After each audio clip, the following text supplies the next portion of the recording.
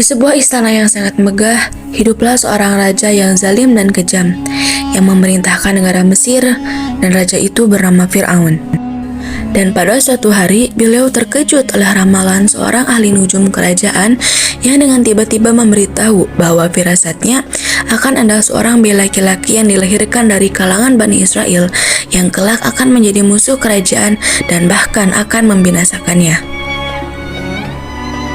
Raja Fir'aun segera mengeluarkan perintah agar semua bayi laki-laki yang dilahirkan di dalam lingkungan kerajaan Mesir dibunuh, dan agar diadakan pengusutan yang teliti sehingga tidak ada seorang pun dari bayi lelaki tanpa terkecuali terhindar dari tindakan itu.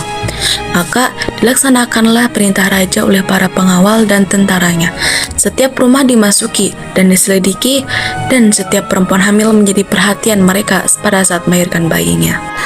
Kemudian, di kalangan Bani Israel pada saat itu ada seorang wanita yang tengah hamil. Ia bernama Yukabad. Dan saat bayinya lahir, ternyata bayinya seorang laki-laki. Yukabad tidak ingin bayinya diketahui oleh Raja Fir'aun karena ia tahu bayinya pasti dibunuh. Maka dari itu, ia menghanyutkannya di sebuah sungai Nil.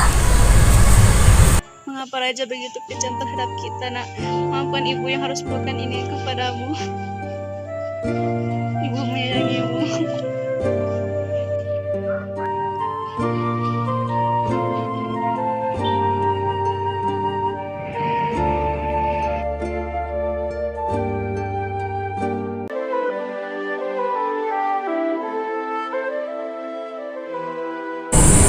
Pada suatu pagi, Ratu Asia pergi ke sebuah sungai yang bernama Sungai Nil. Ia pergi dengan dayang-dayangnya. Lalu, ia dan dayang-dayangnya itu menemukan sebuah peti. Dayang itu membukanya.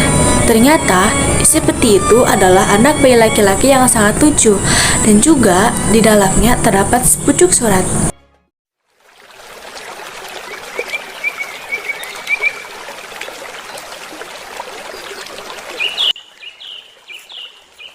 Lihatlah itu, Baginda Ratu.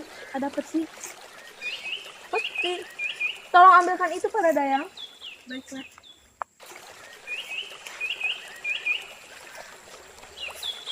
Ini dia, Baginda Ratu.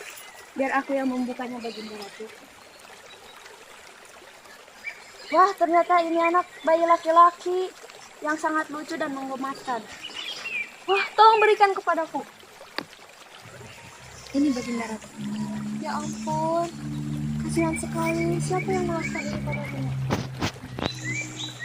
Wah, ini ada suratnya ketinggalan, Baginda Ratu. Bawa peti itu, ayo kita kembali ke kerajaan.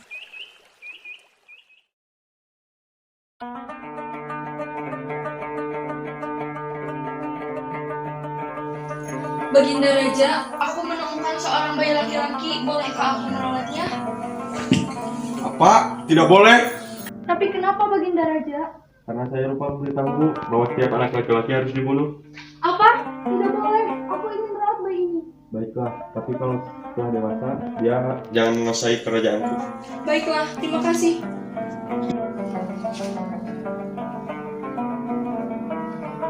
Ada apa, Ayah dan Ibunda? Tidak ada apa-apa, putriku. Aku hanya menemukan seorang bayi laki-laki dan aku akan merawatnya. Oh iya. Sang putri pun kembali ke kamar. Tak lama, Ratu memikirkan nama untuk bayi laki-laki ini.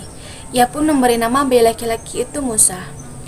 Lalu, Musa kecil pun menangis. Ratu memerintahkan kepada para dayang untuk mencari ibu yang bisa menyusui Musa kecil.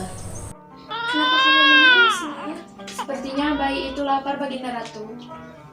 Oh, baiklah, aku memerintahkanmu dayang untuk mencari ibu susu untuk bayi ini. Baiklah, Baginda Ratu. Para dayang pun mencari ibu untuk menyusui Musa kecil. Semua ibu tidak berhasil menidurkan Musa kecil. Ia tetap saja menangis. Ratu pun tidak pantang menyerah. Ia terus saja mencari. Lalu ada seorang ibu yang nekat untuk menyusui Musa kecil. Musa kecil pun tertidur. Ternyata wanita itu adalah ibu kandungnya yang bernama Yukabad.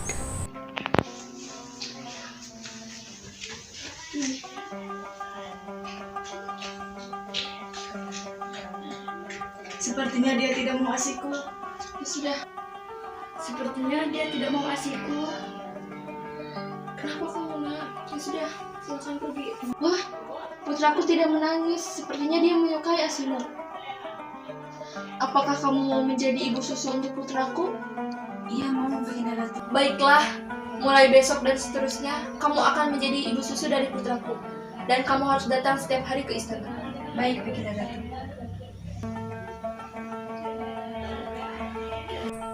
Lalu, setelah beberapa tahun, Musa pun beranjak dewasa. Dan pada suatu hari, Raja Fir'aun yang begitu tamak dan sombong menyuruh kepada rakyat dan prajuritnya untuk selalu menyembah dirinya. Dan juga, tak hanya itu, ia selalu menyiksa para budak, hal yang sangat bertentangan dan tidak disukai oleh Allah Subhanahu wa Ta'ala. Hahaha, akulah Tuhan. Astagfirullah. La ilaha illallah, tiada Tuhan selain Allah. Akulah Tuhannya. Astagfirullah. Sesungguhnya Allah melaknat perbuatan, maka Allah akan menurunkan azab bagimu. Lihatlah, anak yang kau besarkan selama ini membangkang kepadaku. Pergi kamu dari kerajaan ini. Tidak, jangan Baginda Raja. Tidak apa ibunda, aku akan pergi dari sini. Kemudian pada saat itu, Nabi Musa mendatangi Fir'aun untuk memintanya agar melepaskan para budak. Fir'aun sangat marah atas perkataan Nabi Musa pada saat itu. Dan ia pun semakin menyiksa para budak dari kaum Bani Israel tanpa belas kasihan. Dan di sisi lain, Nabi Musa terus meyakinkan kepada kaum Bani Israel untuk terus sabar dan meminta pertolongan kepada Allah Subhanahu wa Ta'ala.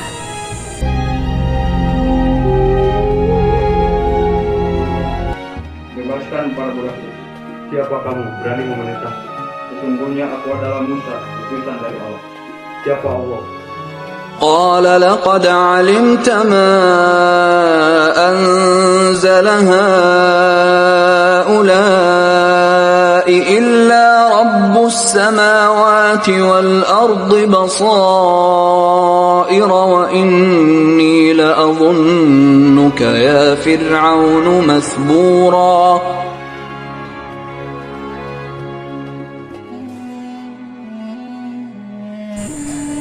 Pada suatu hari, Raja memerintahkan kepada para prajurit untuk memanggil para ahli sihir. Prajurit, Ya Baginda Raja. saya ingin kau carikan para ahli sihir. Baiklah Baginda Raja.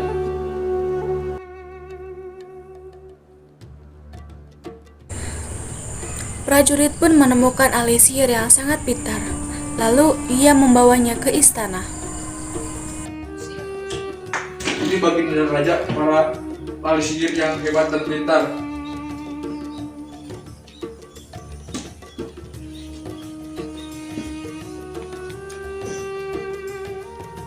Ada apa Baginda Raja memanggil kami? Saya ingin kau berkelahi dengan Musa. Baiklah Baginda Raja. Tak lama kemudian, Nabi Musa pun datang. Ada apa ini? Hei Musa, aku mengajakmu berkelahi besok pagi di depan istana. Baiklah, aku terima. Keesokan harinya, Nabi Musa dan ahli sihir itu menunggu di depan istana. Lalu, Raja pun mendatang, dan setelah itu pertarungan pun dimulai. Ahli sihir melemparkan tongkatnya dan menjadi ular yang sangat banyak. Dan Nabi Musa pun melemparkan tongkatnya, lalu berubah menjadi ular yang sangat besar. Pada pertarungan itu, ular Nabi Musa pun menelan ular yang dikeluarkan dari tongkat para penyihir itu.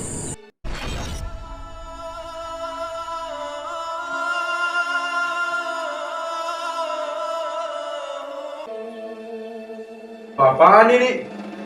Tidak, izinkan kami menjadi pengikutmu wahai Musa. Baiklah.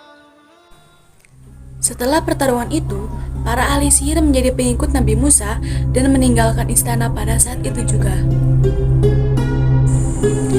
Raja Fir'aun mengejar Nabi Musa.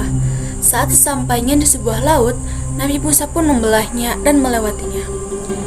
Raja dan tentaranya pun ikut melewatinya, namun belum sampai ke tepi, laut itu kembali menyambung, dan raja dan para tentaranya pun ikut tenggelam.